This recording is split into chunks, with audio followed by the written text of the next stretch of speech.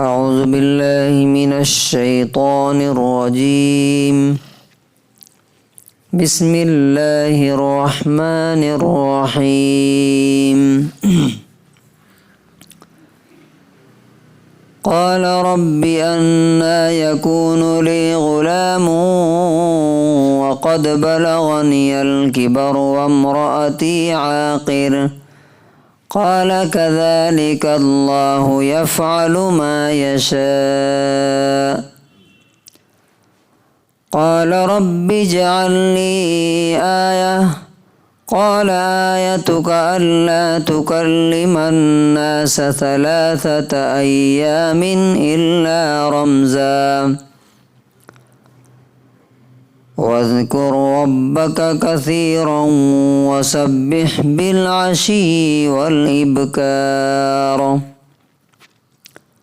سورہ آل عمران، سورہ نمبر 3، آیت نمبر 40 and 41.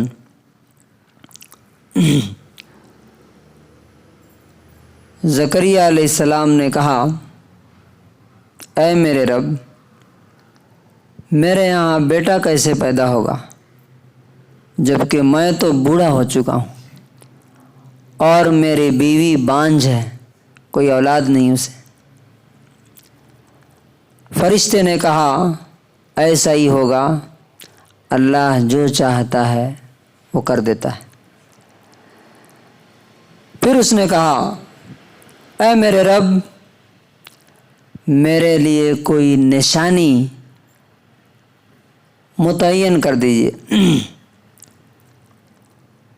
اللہ تعالیٰ نے کہا کہ تمہاری نشانی یہ ہے کہ تم 3 دنوں تک لوگوں سے صرف اشاروں کے ذریعے بات کر سکتے ہو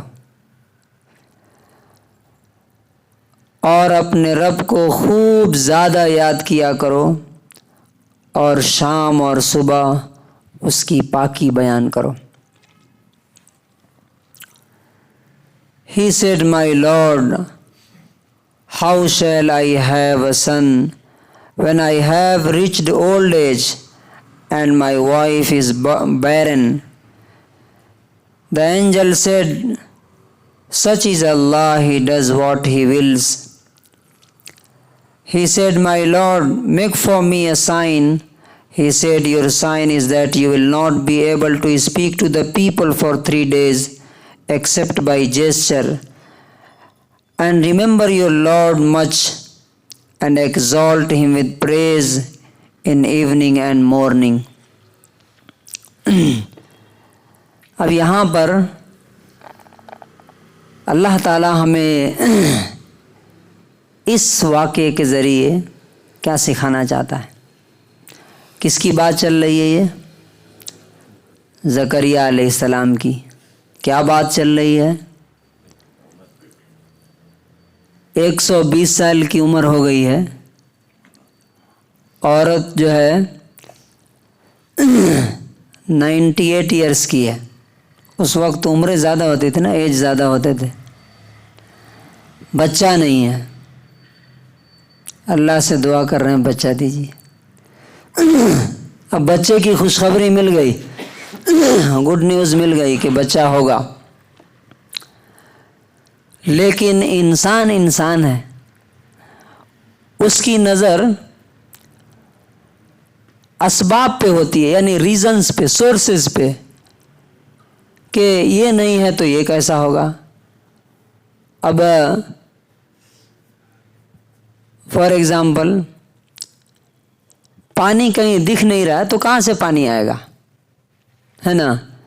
لیکن اللہ تعالیٰ تو وہ ہے کہ جو ایک ایڑی کے چوٹ سے پانی نکال دیتا ہے زمین سے.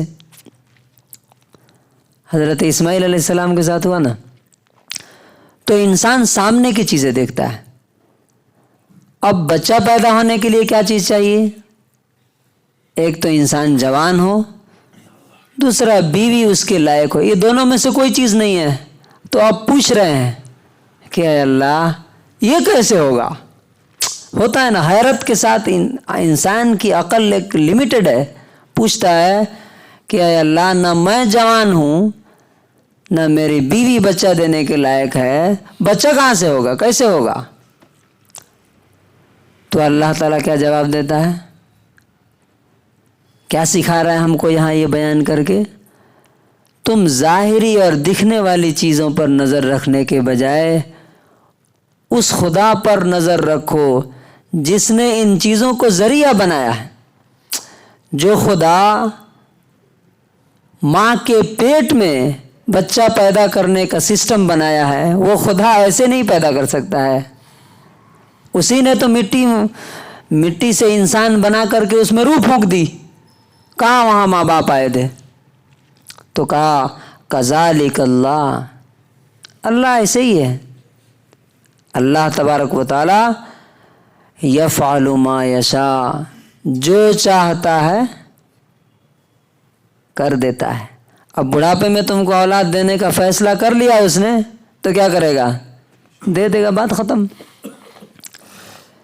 تو اس آیت میں ہمیں ایک چیز سکھائی گئی کہ آپ کے حالات چاہے جیسے دکھے، آپ کو نظر کس پہ رکھنا ہے؟ سچویشنز پہ، حالات پہ نہیں، بلکہ وہ حالات کو پیدا کرنے اور اس کو بدلنے پر جو پاورفل ہے اس پر رکھنا ہے۔ اس کی مثال کیا ہے؟ آگ کو اللہ نے جلانے کا کام دیا نا، لیکن جب وہی اللہ چاہتا ہے تو آگ کیا کرتی ہے؟ اے سی بن جاتی ہے۔ ابراہیم علیہ السلام کے لیے بن گئی نا۔ تو انہوں نے کہا پھر انسان کو جو ہے نا، اگر کوئی چیز عجیب و غریب اور میریکل کے طور پہ ملے تو اسے یقین نہیں ہوتا۔ کہتے ہیں کہ اللہ جب یہ بچہ پیدا ہوگا، حمل ہوگا، بیوی کو پریگننسی ہوگی، تو کیا نشانی ہوگی؟ کچھ بتا دیجئے مجھے۔ اب مجھے کوئی بولے کہ مولانا آپ کو 1 کروڑ روپے ملنے والے ہیں، تو میں کیا پوچھوں گا؟ بھائی کب ملنے والا ہے، کیسے ملے گا، جلدی مجھے بتاؤ، چونکہ دکھ نہیں رہا ہے، کہاں سے آئے گا؟ تو انہوں نے کہا کہ مجھے بتائیے کہ کیسے میں سمجھوں گا کہ میری بیوی جو ہے حاملہ ہو گئی ہے، پریگننسی ہو گئی ہے اس کی؟ تو کہا کہ اس کی پہچان یہ ہوگی کہ تمہارے منہ سے آواز ہی نہیں نکلے گی۔ کتنے دن آواز نہیں نکلے گی؟ 3 دن تم بات نہیں کر سکو گے۔ جو بھی بات کرو گے اشاروں سے، کسی کو بلانا ہوگا تو آؤ نہیں بولو گے، بس ایسا کرو گے۔ بیٹھنا ہوگا تو بیٹھنا نہیں بولو گے، ایسا کرو گے، ایسا۔ تو اس وقت تمہیں کیا کرنا ہے؟ وَاذْكُرْ رَبَّكَ كَثِيرًا، اپنے رب کو خوب یاد کرنا، اور وَسَبِّحْ بِالْعَشِيِّ وَالْإِبْكَارِ، شام اور صبح میں خوب اس کی پاکی بیان کرنا۔ اب یہاں نعمت ملنے کے بعد کیا کہا جا رہا ہے؟ اللہ کی تعریف کرو، اس کو خوب یاد کرو۔ لیکن یہاں کیا ہوتا ہے؟ نعمت ملنے کے بعد اللہ کو انسان کیا کرتا ہے؟ بھول جاتا ہے۔ اب دوسروں کو چھوڑیے، ہم لوگوں کو دیکھیے، ہمارے ذہن میں صبح سے شام تک کیا چلتا ہے؟ وہ پرابلم، وہ مسئلہ۔ یہ نہیں دیکھتے کہ میں جب ہوش سنبھالا تھا تو میں کہاں تھا، اور آج اللہ نے مجھے کس کنڈیشن میں رکھا ہے، کتنی زیادہ نعمتیں دی ہے، کہاں پہنچایا ہے اللہ تعالیٰ نے۔ وہ نہیں دکھتا، خالی کیا دکھتا؟ پرابلمز، مسائل۔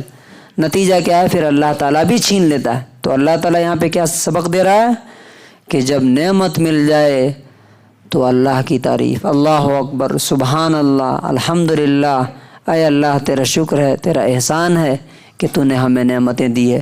اور یہاں پاکی بیان کرنے کے لیے خاص طور سے کیوں کہا گیا ہے؟ سبحان اللہ کا مطلب کیا ہوتا ہے؟ کہ اللہ پاک ہے۔ کیا مطلب ہوا اس کا؟ ہم کوئی کام، ہر کام نہیں کر سکتے، ہماری لمیٹیشن ہے نا۔ اب ہم بولیں کہ ہوا میں اڑ جائیں تو نہیں اڑ سکتے، ہے نا۔ ایروپلین اڑا دیں ابھی لے آگے تو ابھی نہیں اڑا سکتے، کہ ہماری لمیٹیشن نہیں ہے۔ ہم پرائم منسٹر جا کے کرسی پہ بیٹھ جائیں، نہیں ہو سکتا۔ لیکن اللہ تبارک و تعالیٰ ان کمزوریوں سے پاک ہے، وہ جب چاہے جو چاہے کر سکتا ہے۔ اور کیسے کر سکتا ہے؟ ایک بار کہے گا کن، ہو جا، اور وہ چیز کیا ہو جائے گی؟ ہو جائے گی۔ تو ان دونوں آیتوں سے ہمیں کیا سبق ملتا ہے؟ نمبر 1، حالات اور سچویشن کے بجائے اللہ پر نظر رکھنا ہے اور اس سے مانگتے رہنا ہے، دعا مانگتے۔ اچھا، یہاں پہ ایک اور آخری چیز میں بتاؤں آپ کو، بہت انٹرسٹنگ ہے۔ گڈ نیوز کس نے دی زکریا علیہ السلام کو؟ فرشتوں نے پکارا نا جب وہ نماز میں کھڑے تھے۔ لیکن کیا زکریا علیہ السلام نے فرشتوں سے کہا کہ اے فرشتوں تم اللہ سے کہو، پوچھو کہ کیسے بیٹا پیدا ہوگا؟ نہیں، فرشتے گڈ نیوز دے رہے ہیں اور ڈائریکٹ کس سے بات کر رہے ہیں؟ اللہ تعالیٰ سے۔ ہم لوگ کیا کرتے ہیں؟ آپ دعا کر دیجئے، ذرا آپ دعا کر دیجئے، یہاں آتے ہیں دعا کرانے کے لیے جمعہ میں، نماز میں۔ بھائی اللہ تبارک و تعالیٰ ڈائریکٹ سنتا ہے، کب؟ جب دل سے آواز نکلے گی، تب اخلاص کے ساتھ نکلے گی، تب حلال کمائی کے ساتھ نکلے گی، پورے یقین کے ساتھ نکلے گی، فرما برداری اوبیڈینس کے ساتھ ہوگی، تو اللہ تبارک و تعالیٰ ڈائریکٹ سنے گا۔ آپ کو کسی سے دعا کرانے کی، ہاں ٹھیک ہے، کوئی بڑا بزرگ آدمی جس کے بارے میں آپ کو یقین ہو کہ اس کی دعا اللہ تعالیٰ قبول کرتا ہے، جیسے رسول اللہ صلی اللہ علیہ وسلم تھے، یا اور ان سے ہم کہہ سکتے ہیں، لیکن ہم خود دعا نہیں کرتے، ہم خود گھر میں قرآن نہیں پڑھتے، کرائے پہ لے آ کے پڑھواتے ہیں، ہم خود دعا نہیں کرتے، جا کر کے دوسروں سے بولتے ہیں۔